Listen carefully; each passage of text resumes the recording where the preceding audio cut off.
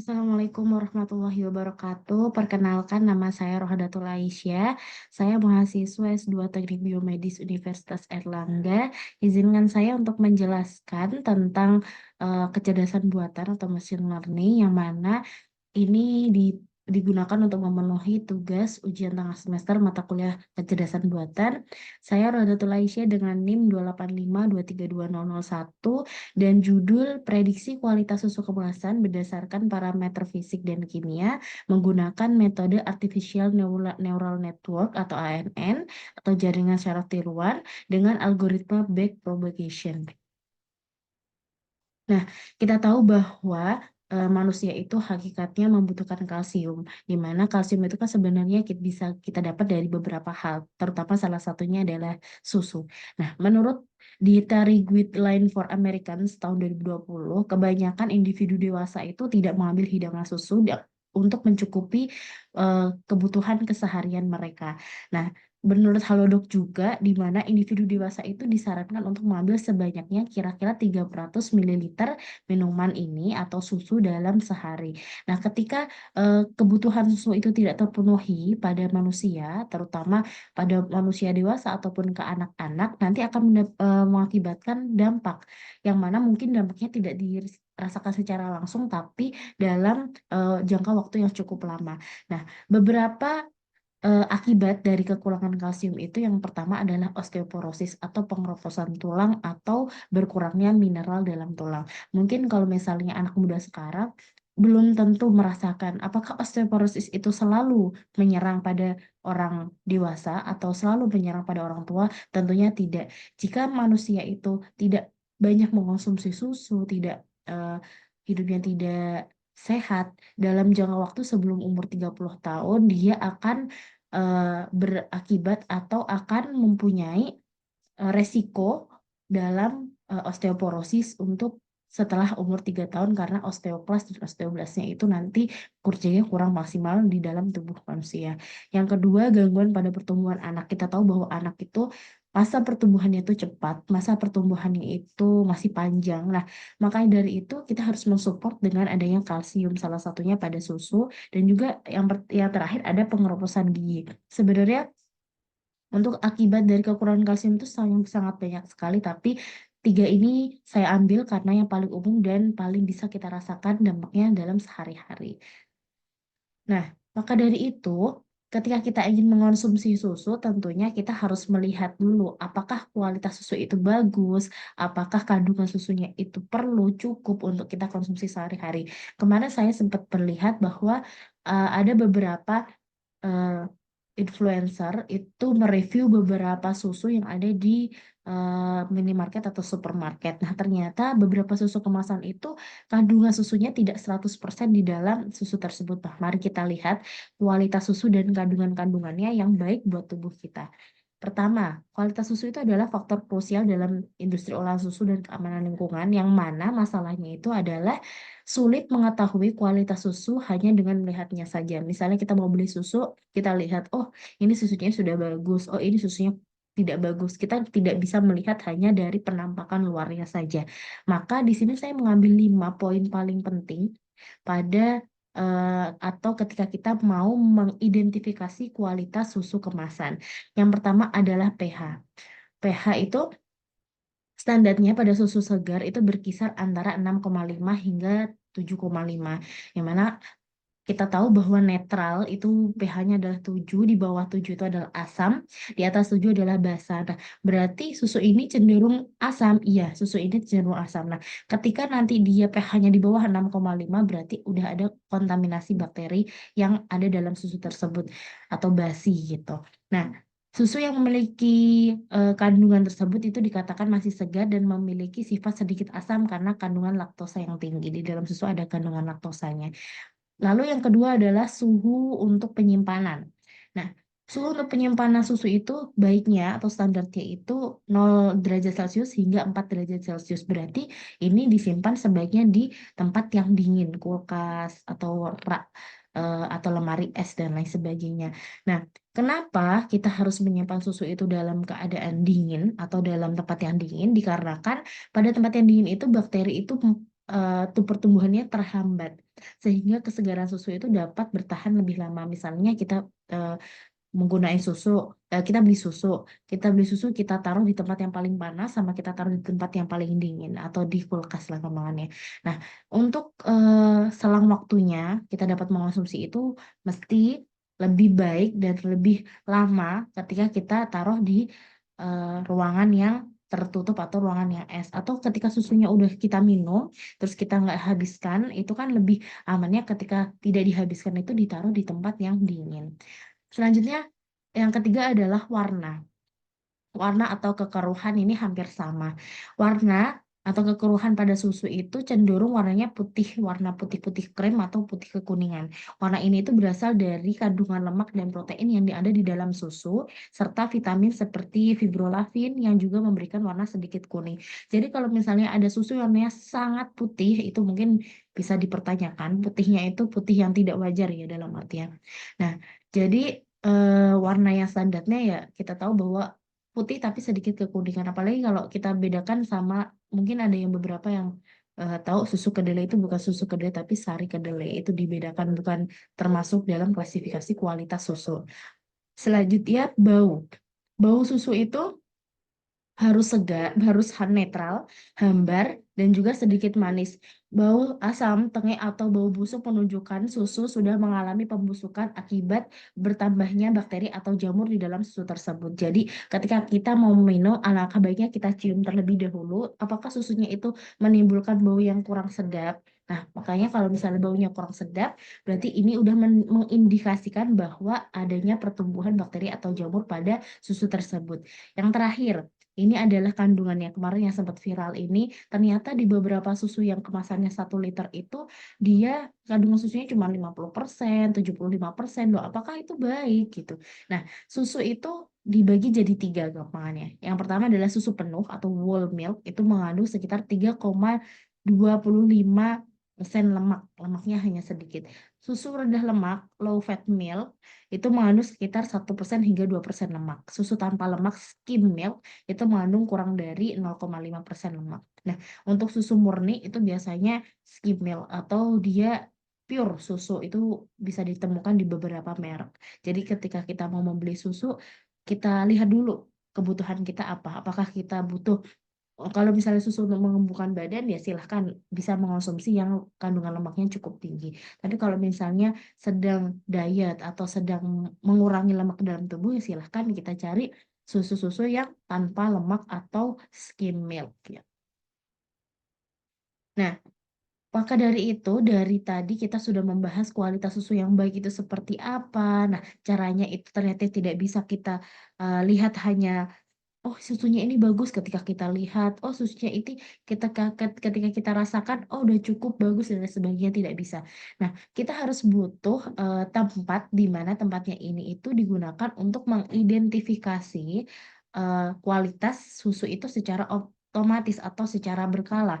Nah, di sini saya menawarkan tujuan penelitian di mana solusinya itu untuk mengembangkan metode yang efektif dan efisien untuk mengklasifikasikan kualitas susu secara otomatis dengan menggunakan pendekatan artificial neural network dengan algoritma backpropagation. Kita tahu bahwa ANN itu strukturalnya dia terdiri dari input, hidden layer, dan output. Nah, di sini saya sudah mengkelompokkan secara gambaran kasarnya ada beberapa parameter yang mengindikasikan tadi kualitas susu. Di sini ada hidden layer-nya, dan di sini ada prediction milk quality-nya. Quality-nya apakah termasuk kualitas yang rendah atau kualitas yang tinggi.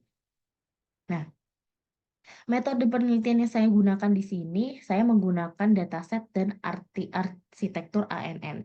Datasetnya saya dapat melalui platform Kaggle, di mana saya mendapatkan data kualitas susu sebanyak 1060 sampel susu dari Kaggle, yang mana 5 parameter utamanya dipilih berdasarkan relevansi terhadap kualitas. Sebenarnya kalau dilihat dari datasetnya itu ada sekitar 7-8 eh, parameternya, tetapi setelah saya melihat di beberapa penelitian juga disampaikan bahwa beberapa penelitian ini mengindikasikan adanya beberapa faktor-faktor yang lebih unggul untuk menentukan kualitas susu.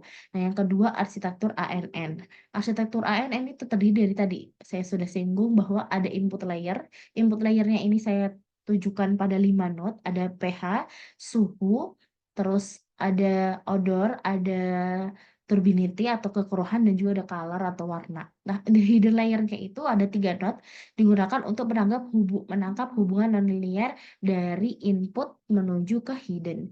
Selanjutnya ada output layer. Output layer itu satu node saja digunakan untuk menentukan kualitas susu. Kualitas susunya di sini ada kualitas susu yang rendah, ada kualitas susu yang tinggi atau yang baik.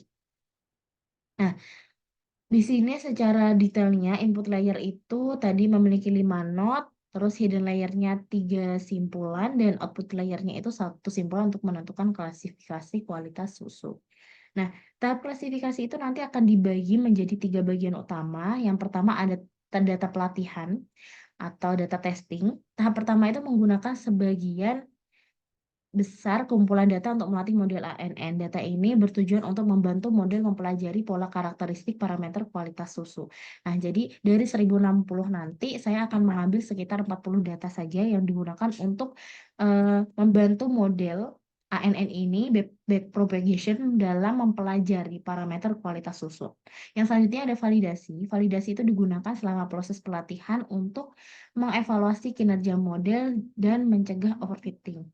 Nah, validasi ini meskipun data validasi itu tidak digunakan untuk mengatur bobot model, data ini memainkan peran penting dalam memantau apakah model itu mampu bekerja dengan baik pada data yang terlihat atau tidak terlihat. Selanjutnya, data yang terakhir atau data prediksi pada pengujian itu data baru yang tidak termasuk dalam data pelatihan ataupun data validasi. Nah, ini digunakan untuk atau bertujuan untuk mengukur kinerja model dalam memprediksi kualitas susu pada data yang sama sekali tidak bersentuhan atau data yang baru dan tidak ada datanya masuk ke dalam pelatihan ataupun validasi. Nah, jadi di sini nanti akan ada 40 data yang saya gunakan, ada 20 data tanpa output dan 20 data dengan input. Nah, untuk 20 data tanpa output nanti akan digunakan pada pengujian sehingga dia bisa mengklasifikasikan apakah ini termasuk dalam kategori rendah ataupun dalam kategori yang tinggi. Nah, yang pertama karena tadi dari 1060 data saya ambil 40, saya lakukan standarisasi atau normalisasi data terlebih dahulu, di mana datanya yang saya ambil ada data pH, temperatur, turbidity, odor, color, dan juga ini adalah klasifikasinya. Nah, untuk kelima data ini kita tahu bahwa pH itu rentang nilainya sangat jelas, di mana sekitar 6,5 sampai 6,7 tadi. Untuk temperatur sendiri juga datanya sangat jelas, di mana dia suhunya mungkin ada yang sekitar 20, 30, 40, dan lain sebagainya. Turbidity, kekeruhan, dan juga odor atau bau itu datanya kualitatif. Nah, di mana data kualitatif ini saya ubah menjadi data biner, di mana kalau turbidity ketika dia terlalu keruh berarti nilainya 1, ketika dia tidak keruh berarti nilainya 0. Lalu data odor itu data bau dan tidak bau. Ketika dia bau nilai binernya 1, dan ketika dia tidak bau nilai binernya 0. Untuk color sendiri itu kita tentukan bahwa nilai putih itu bisa dilihat pada matriks warna, itu ada nilainya sekitar 250-an. Nah, di sini eh, saya mencari rata-ratanya dan juga standar deviasi dari masing-masing data digunakan untuk mengetahui statistik deskriptif dari kelima parameter yang akan saya gunakan. Nah, normalisasi itu dilakukan untuk menyeimbangkan nilai data dan meringankan beban komputasi sehingga model itu dapat berfungsi secara optimal, dan juga pada pendekatan ini diharapkan klasifikasi kualitas susu itu dapat dilakukan dengan cepat dan akurat untuk meningkatkan efisiensi dalam mendeteksi produk berkualitas yang rendah. Karena kita tahu bahwa kualitas susu itu kan kita tidak bisa mengklaim bahwa semuanya akan berada pada eh, rentang yang sangat tinggi gitu. Mesti ada yang paling bawah, ada kualitas kemasan yang paling kurang bagus, yang tidak bagus sama sekali, sedang, ataupun dia sangat tinggi. Nah, untuk yang paling rendah itu mungkin dalam deteksinya cukup lama, jadi kita harus menormalisasikan data terlebih dahulu. Nah, ini adalah alur coding atau ANN backpropagation yang saya gunakan, di mana di sini import pandas, NumPy, dan lain sebagainya ini digunakan untuk memanggil codingan, dan juga ini datanya itu kita panggil terlebih dahulu, kita preparekan data X dan data Y-nya itu menggunakan grade-nya, kualitasnya, lalu kita convert eh, tadi turbidity dan odor itu menjadi data biner, karena turbidity itu kan kekeruhan dan odor itu adalah bau, dia sifatnya adalah kualitatif, jadi kita jadikan ke dalam data kuantitatif melalui data biner. Nah, selanjutnya vector selection, kita menyeleksi fiturnya. Lalu setelah menyeleksi fiturnya, kita mencari target dari variabel yang akan kita runningkan di dalam program ini. Selanjutnya, kita menyusun model ANN dengan model sekuensial, dan juga di sini saya menggunakan manual hyperparameter tuning, di mana saya membuat beberapa opsi untuk learning rate-nya, batch size-nya, sama epoch list-nya. Nah, di sini diketahui muncul bahwa base parameternya itu pada learning rate-nya 0,001, masukkan inputnya 5, di mana batch size-nya itu adalah 3, dan epoch-nya itu adalah 150 dengan akurasi sebesar 87,55%. Nah, di sini saya memplotkan grafiknya, grafik validasi akurasi sama validasi loss, kehilangan, dan di mana di sini validasi loss-nya cukup turun dari 0,7 hingga 0,2. 0,62, maaf. Nah, untuk validasi akurasi itu mulai dari 0,62 hingga 0,7 hingga 0,87, atau kita persenkan jadi 87%, 87,5%. Nah, di sini selanjutnya setelah kita melihat plot dari akurasi loss dan akurasi validitas akurasi dan validitas loss, kita akan membuat prediction dari data yang sudah kita lakukan testing tadi. Nah, di sini selanjutnya setelah kita make prediction, kita akan membuat datanya, di mana kita tahu bahwa di sini hasilnya data yang saya buat testing tadi itu sebesar 40. Lalu 40 itu saya runningkan lagi untuk melihat apakah ada perbedaan dari prediksi awal dengan prediksi akhir. Nah, ternyata di sini terdapat sekitar 6 data ketidakcocokan pada data awal, sehingga kita tahu bahwa prediksinya itu berjalan dengan baik dan sesuai dengan klasifikasi tingkatan, apakah dia tingkatannya rendah ataupun kualitas susu itu pada tingkatan yang tinggi.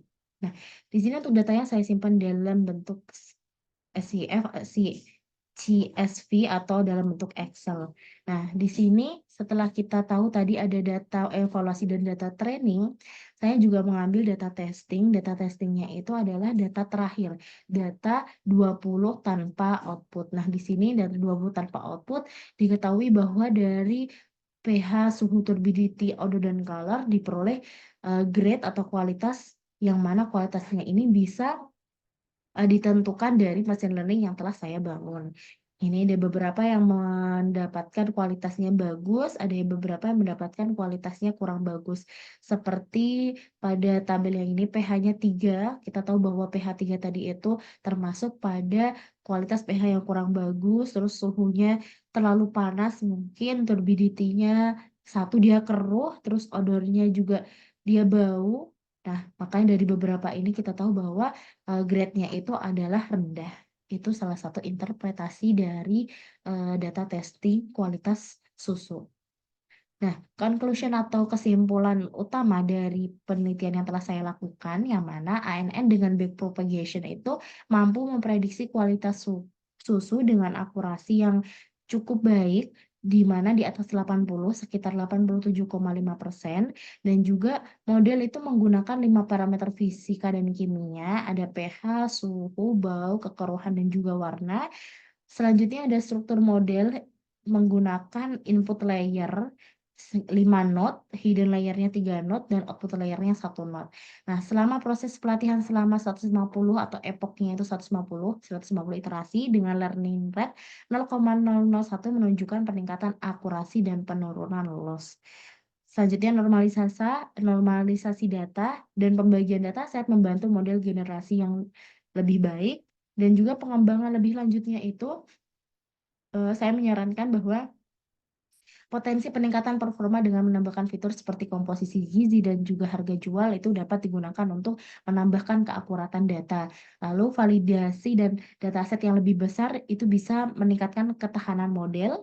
Otomatisasi industri dapat menggunakan model ini untuk meningkatkan efisiensi dan konsistensi dalam mengontrol kualitas produk susu yang akan diproduksi.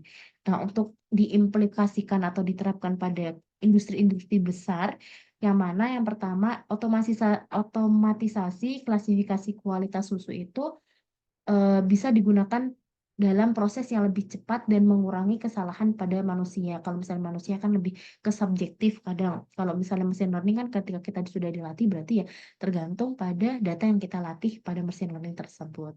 Nah, implikasi industri yang lainnya, biaya operasionalnya dapat ditekan dengan mengurangi evaluasi manual. Nah, oke, mungkin itu saja yang bisa saya sampaikan. Kurang lebih saya mohon maaf. Semoga ini bisa memberikan manfaat bagi kita semua. Wassalamualaikum warahmatullahi wabarakatuh.